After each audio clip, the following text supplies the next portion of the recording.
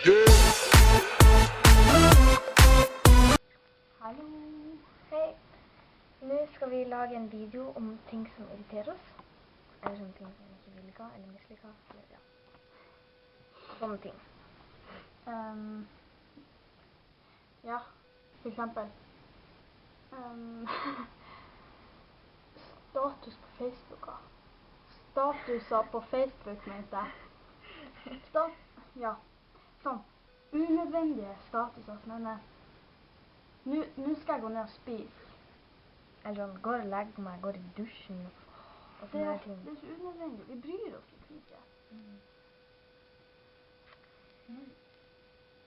Ja, neste er folk som står og tar seg i håret hele tiden. På videoer, mener ja. Det er så irriterende.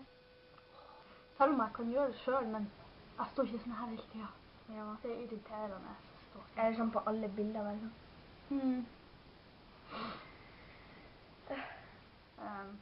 Sånn hvis det er toppbloggere, eller uansett blogger, så legger du ut en video på ca. 5-10 minutter, og så er det noen som kommenterer 2 sekunder etter de har lagt ut innlegget, så det er sånn, fin video, bra sagt, hvis det er en spørsmålsrunde eller noe sånt her. Liksom, da har man jo ikke sett videoen, for den varer etter 5-10 minutter, og bare for å liksom være først å kommentere. Det er så teit. Ja.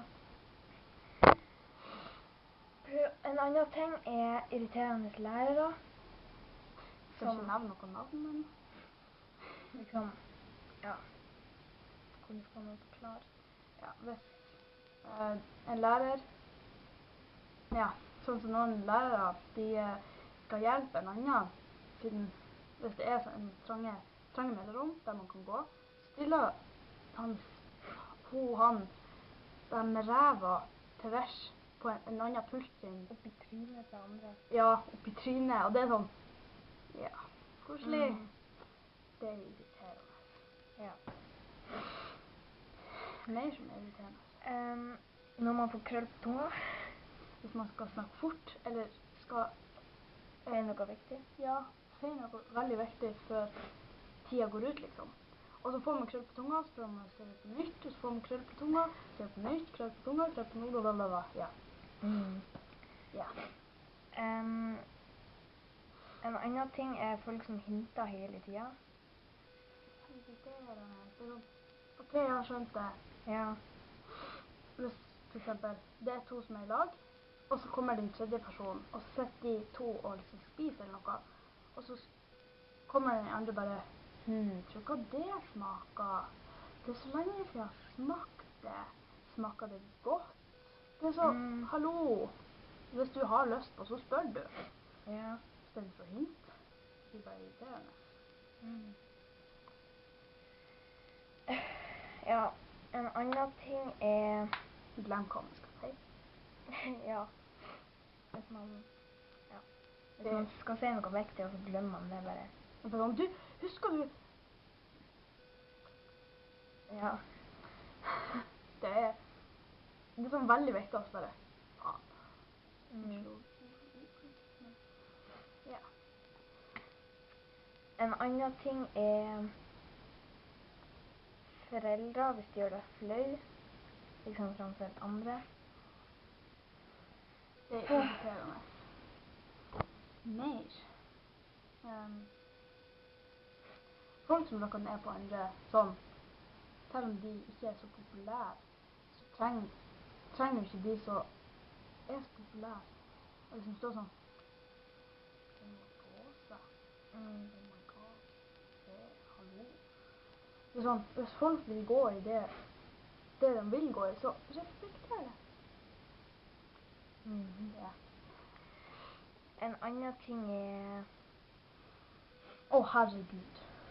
Hvis det er morgen, og så er det liksom en person eller 2 personer som sitter i sofaen i stua, og så går man liksom ned, og så går man forbi kjøkkenet, forbi stua, så går man på kjøkkenet, så skal man til å lage seg mat, så hører man bare på stua, er du våken? Har du stått opp? Det er sånn, hallo, nei, jeg bare går i søvne. Ja da, god morgen, nei, jeg bare ligger i senga og sover jeg. Vi er ikke så dum. Nei, hallo. Det er irriterende. Eller hvis, ja, jeg pusser tennene, går opp på rommet, og så bare svarte jeg glemte å spise kvelds. Sånn, nei! Og da smaker det bare enda, da smaker det bare så stygt. Fysj og faen. Unnskyld. Det er bare, åh, mer som irriterer. Hadde det, men husker det ikke. Glemte. Det var noe. Det var noe. Ja, det er sikkert mer. Ja, hundene mine. Så jeg skal for en gangs skyld liksom bare kose med det litt, eller noe sånt her. Plutselig hører jeg bare, så nyste jeg meg i trynet. Åh, det er så, så bare sånn, nei, æsj, jeg skal ikke nevne det.